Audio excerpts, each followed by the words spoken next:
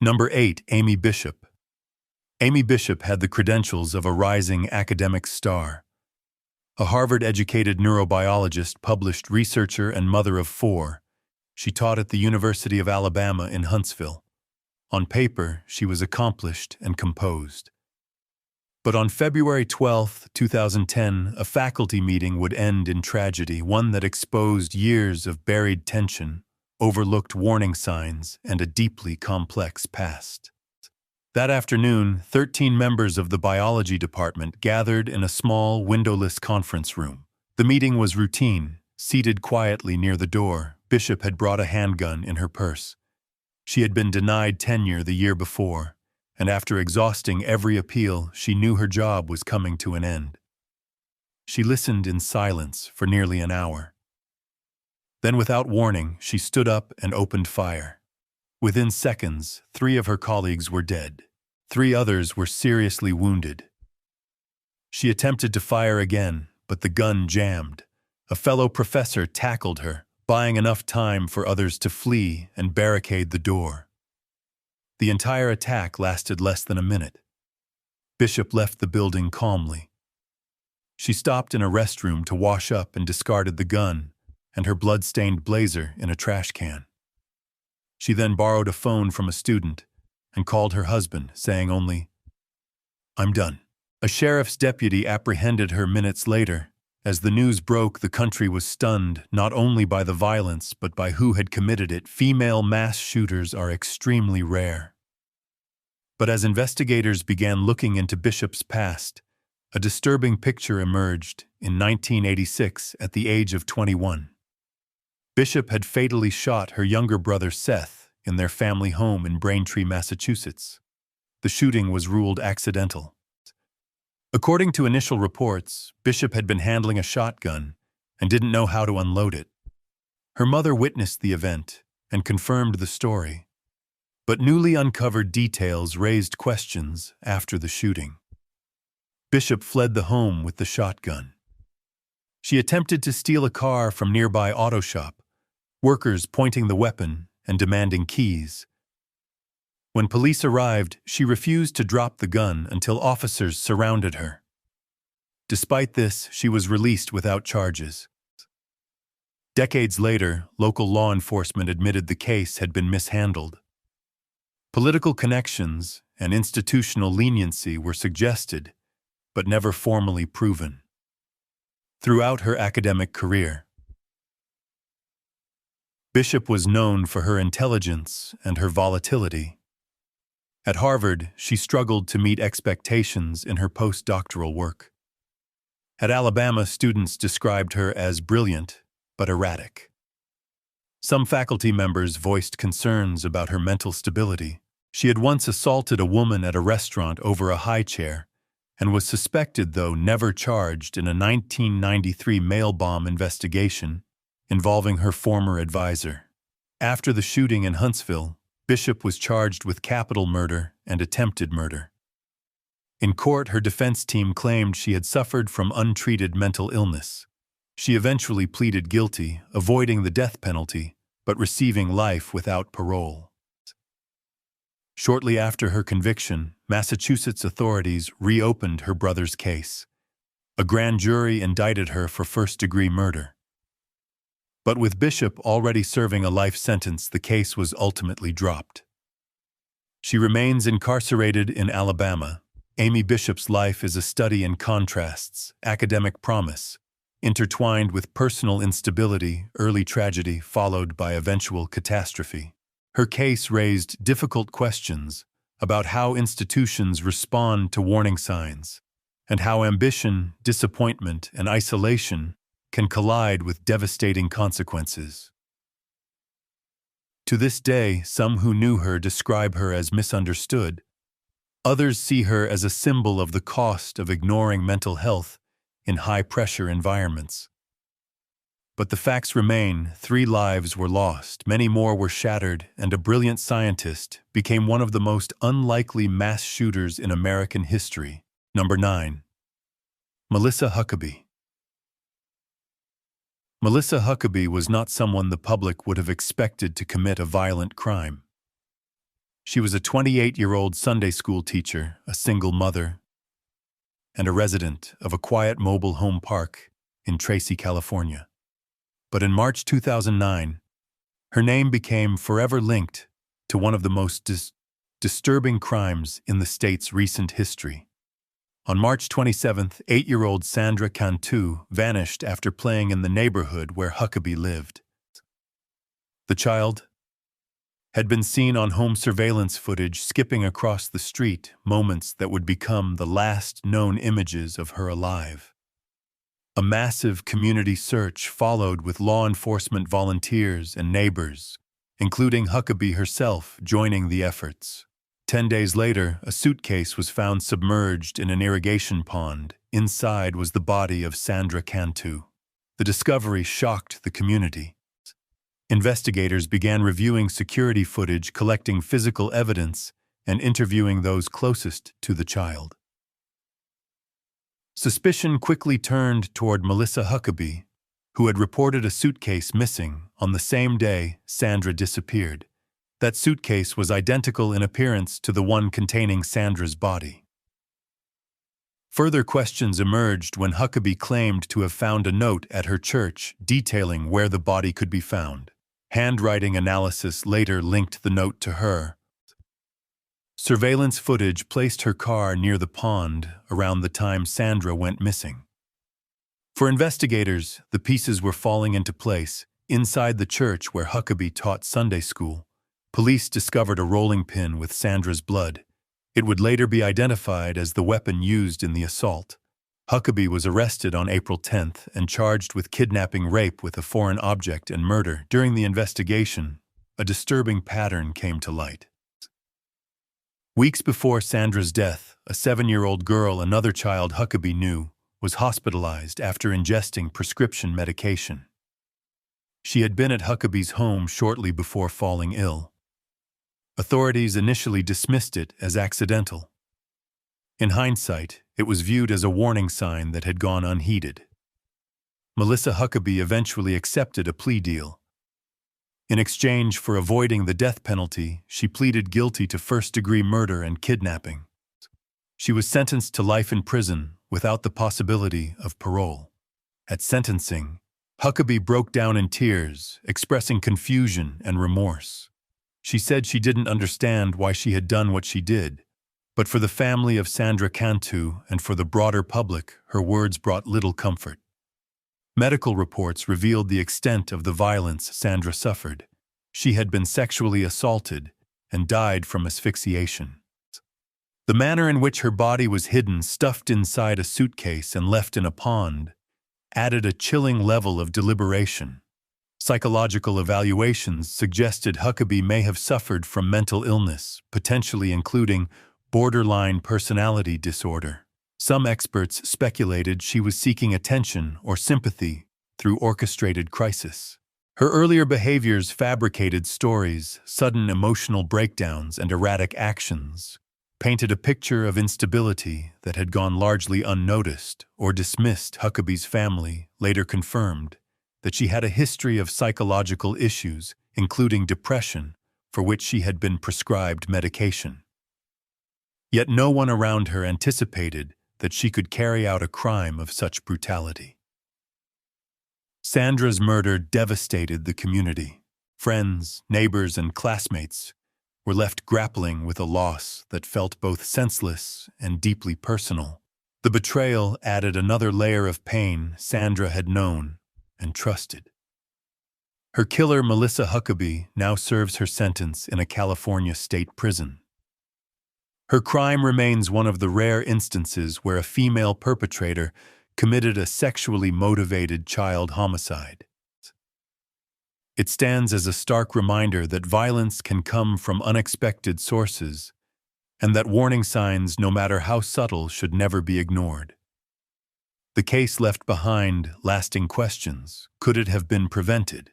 Were there missed opportunities to intervene? And how can families and communities better recognize danger when it's hidden behind a familiar face? Number 10. Donna Rivers. Dana Rivers was once recognized as a pioneering voice in education and transgender rights. Born in the mid-1950s, they served in the U.S. Navy before building a career in public education. In the early 1990s, Rivers taught at Center High School in Antelope, California, and later became a respected instructor and mentor. But in 1999, their life took a dramatic turn when they publicly transitioned and were subsequently dismissed from the school. The case drew national attention, sparking legal change and earning a six-figure settlement after Rivers sued for wrongful termination. For more than a decade, Rivers toured the country as an advocate, speaking at conferences and sharing their story on national media. Many saw them as a survivor, many saw them as a trailblazer. Then, in November 2016, the narrative shifted in a single violent night. In East Oakland, a lesbian couple, Charlotte Reed, aged 56, and her wife Patricia Wright, aged 57, and Patricia's 19-year-old son, Benny Diambu Wright, were found brutally killed in their home. The method of their deaths was chilling. Reed and Wright were discovered in their bedroom, stabbed and shot, while Benny was found shot near the front of the house a short distance away. Moments after law enforcement arrived, they found Rivers fleeing the scene. Blood spattered across their clothing.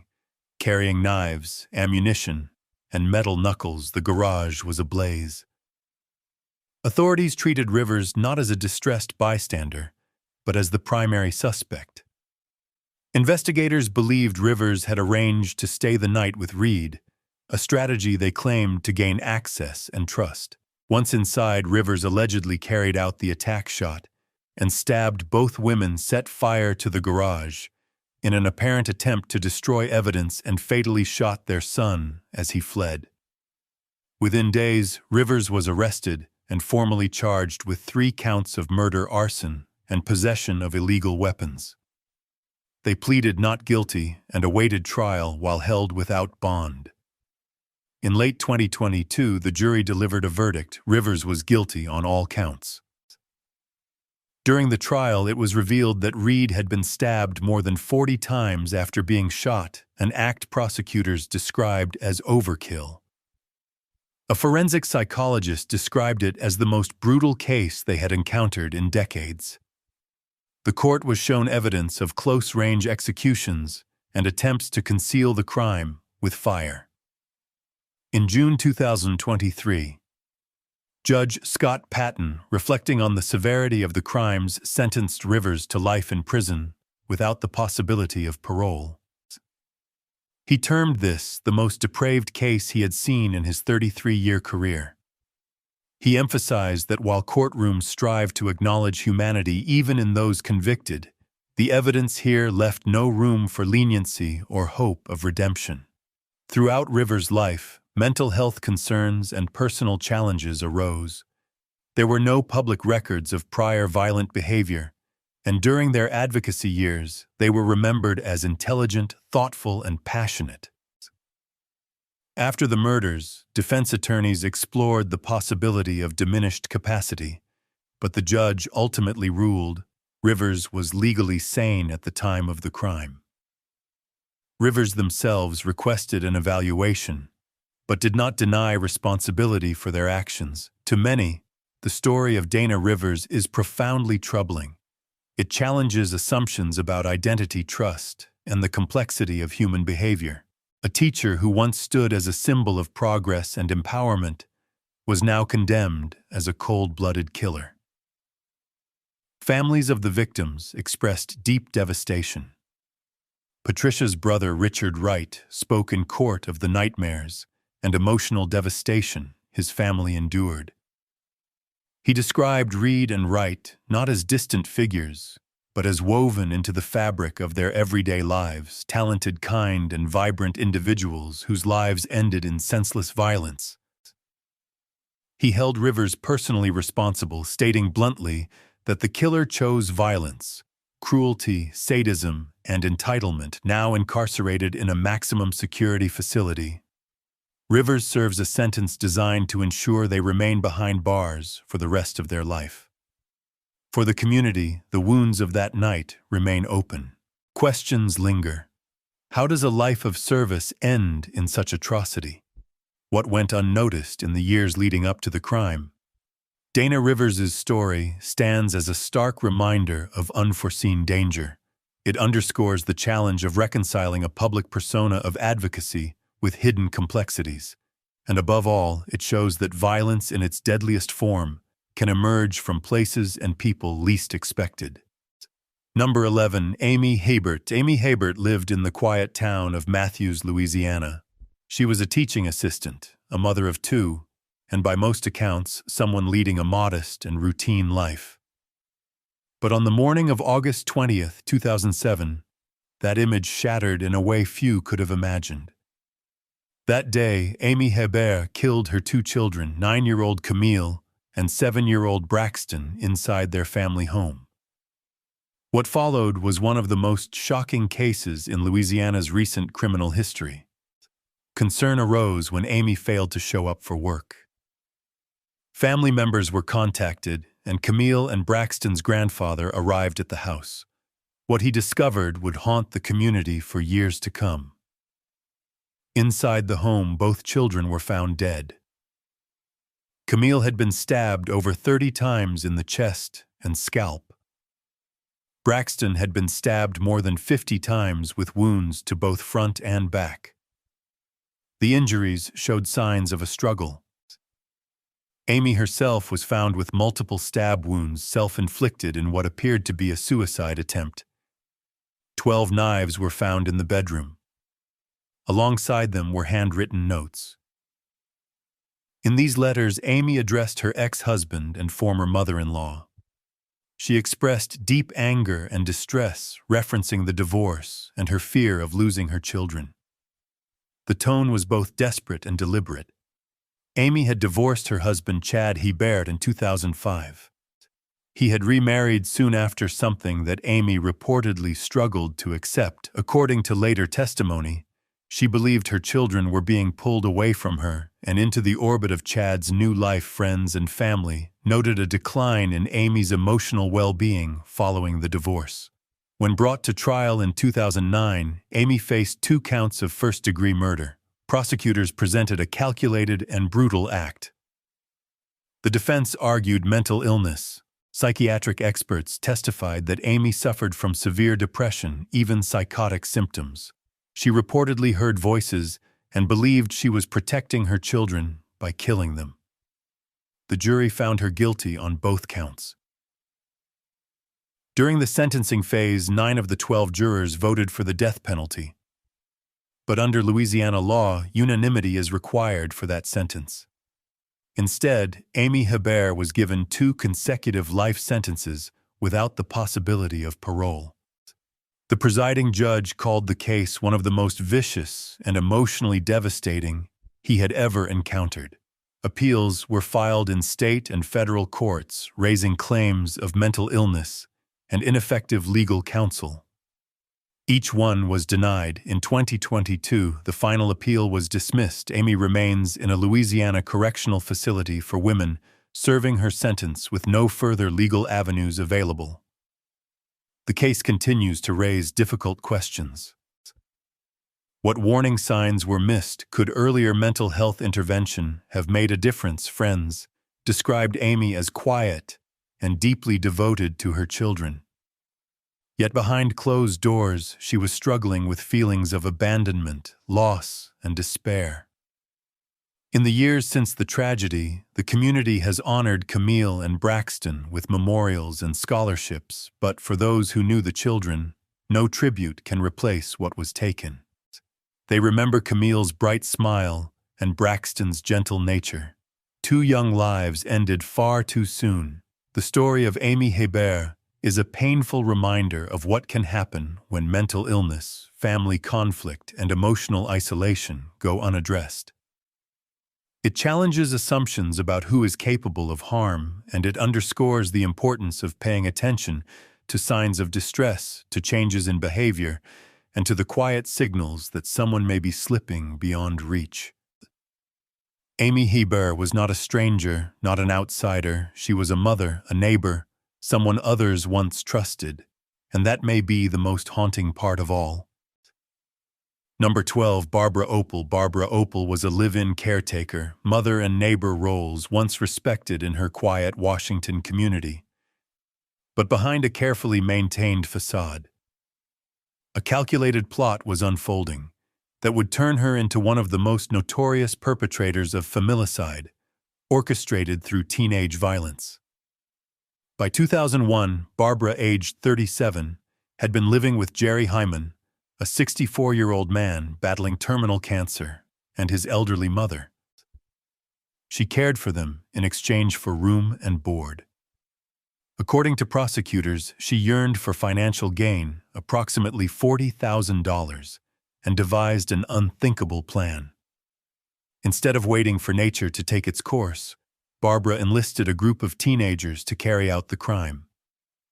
Among them were her own 13-year-old daughter, Heather, Heather's boyfriend, 17-year-old Jeffrey Grote, two 14-year-olds, and a 13-year-old cousin.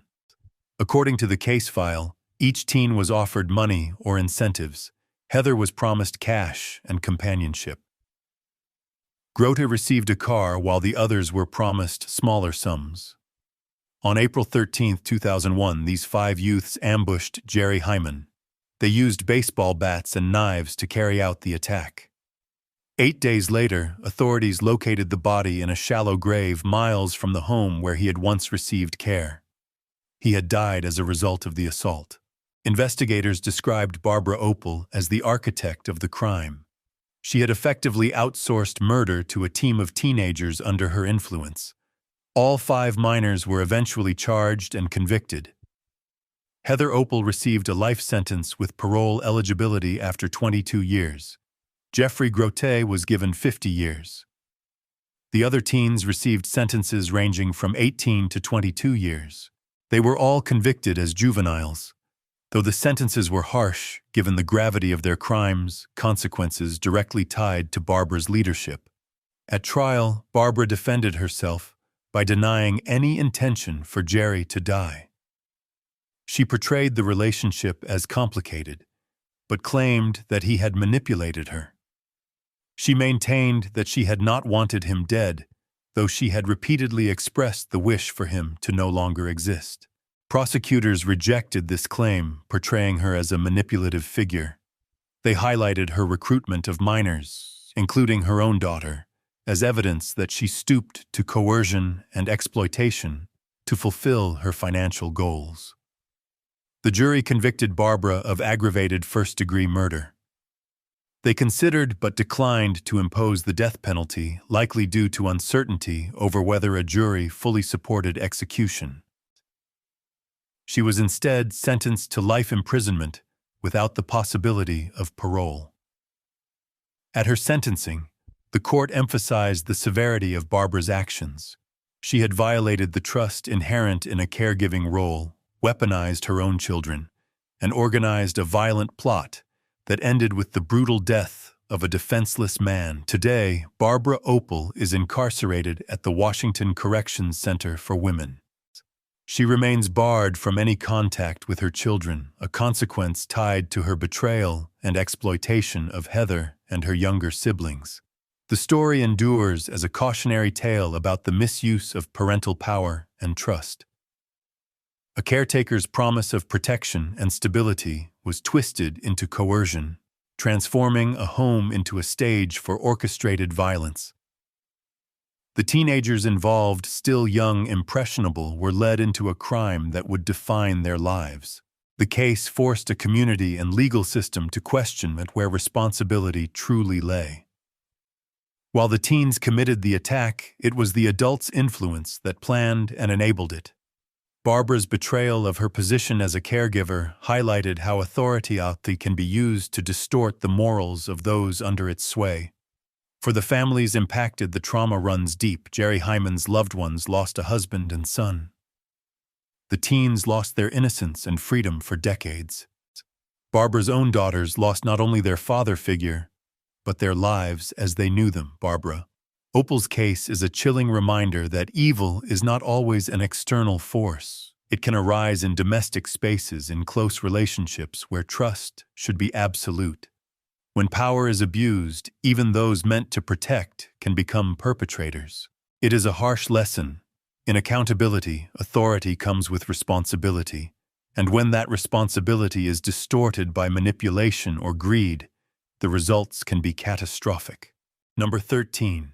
Kathleen Dorsett. Kathleen Dorsett was once a kindergarten teacher in Neptune Township, New Jersey, a young mother and educator whose reputation seemed unremarkable. But beneath that veneer lay a plan born of custody, conflict, family loyalty, and escalating desperation that would turn her into the orchestrator of a deadly conspiracy. Born in 1974, Kathleen married Stephen Moore, a former elite speed skater turned car salesman. In 2008, they welcomed a daughter, Elizabeth. At first, it appeared to be a happy family. But as the child grew, the marriage fractured. A bitter custody dispute began in 2009, culminating in a divorce, finalized in June 2010. Kathleen received primary physical custody, and she had her daughter and her parents planned to relocate to Florida. That plan hinged on Stephen's cooperation and his willingness to move with them. Deep concerns arose that he might destabilize their lives if left behind. On August 16, 2010, Stephen arrived at Kathleen's parents' home to drop off Elizabeth. It would be the last time he was seen alive. Moments later, he was attacked behind the garage. Investigators later determined that Kathleen lured him under the pretense of retrieving tools. There, hidden in the bushes, was her father, armed. He struck Stephen with a cable or blunt object and strangled him with rope. Afterward, they placed Stephen's body in his mother's car trunk and set it ablaze. Stephen's disappearance prompted a missing persons report that same day. 2 days later, his burned body was discovered in his mother's vehicle in Long Branch. The charred remains in the trunk made clear that foul play had occurred. His absence and the discovery of the car sent shockwaves through the community. When police began investigating, attention fell on Kathleen and her father. Thomas Dorsett, surveillance tied them to the scene. Kathleen had arranged the custody swap. Thomas was seen burning the vehicle. Within a week, both were arrested. Investigators believed Kathleen had obscurely contributed, posing as manipulative and controlling. She had directed and enabled the murder while maintaining parental authority over their daughter. By August 2010, both Kathleen and her father were in custody.